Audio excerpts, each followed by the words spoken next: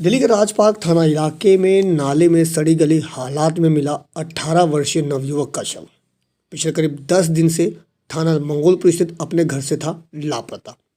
हत्या कर नाले में फेंका गया था शव। मृतक के दोस्तों ने ही घर से बुलाकर दिया हत्या की वारदात को अंजाम। मामूली कहासुनी होने के बाद की थी हत्या। वारदात के बाद सभी आरोपी हुए फरार, जिसके बाद मंगोलपुर थाना पुलिस ने गुजरात के अहमदाबाद से कड़ी मशक्कत के बाद किया गिरफ्तार। देश की राजधानी दिल्ली के मंगोलपुरी इलाके से एक दिल दहलाने वाला मामला सामने आया है, जहां कुछ दोस्तों ने मामूली कहासुनी के बाद अपने ही एक दोस्त की निर्मम तरीके से हत्या कर उसके शव को नाले में फेंक दिया और खुद यहां से नए साल का जश्न मनाने और पुलिस से बचने के लिए दिल्ली से यूपी, बिहार और राजस्थान होते हुए गुजरात पहुंच गए। परिवार की शिकायत के बाद आला अधिकारियों के आदेश के बाद मंगोलपुर थाने के एसएचओ मुकेश कुमार के नेतृत्व में एक टीम गठित की गई और टीम ने कई राज्यों में रेड की और आखिरकार कई हजार किलोमीटर की दौड़ भाग और कड़ी मशक्कत के बाद 4 में से 3 आरोपियों को गुजरात के गांधीधाम से धर दबोचा। वहीं मृतक की बहन ने बताया कि उन्होंने इस मामले में पुलिस को शिकायत दे दी थी और साथ ही कुछ सीसीटीवी फुटेज भी पुलिस को दी, जिसमें आरोपी मृतक के घर के पास खड़े दिख रहे थे और एक लड़का उसे घर से ले जाता भी दिख रहा था।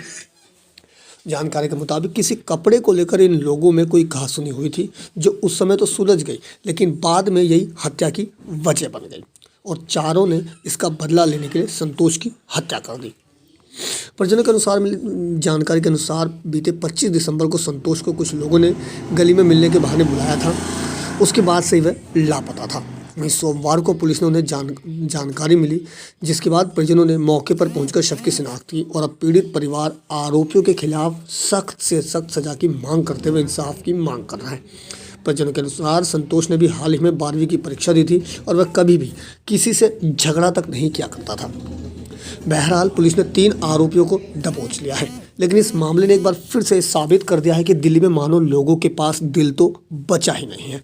शायद इसी का परिणाम है कि लोग जरा सी बात पर एक दूसरे की जान तक लेने पर आमादा हो जाते हैं, जैसा कि इस वारदात में भी सामने आ रहा है।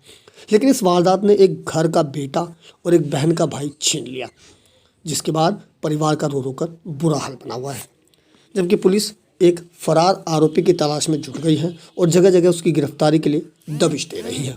मेरा भाई शनिवार को 25 दिसंबर को घर पे आया। उसने मतलब दिन में किसी लड़कों से झगड़ा वगड़ा हुआ होगा कपड़ों के पीछे। हमें नहीं पता कि लड़कों का किस बात पे झगड़ा वगड़ा हुआ।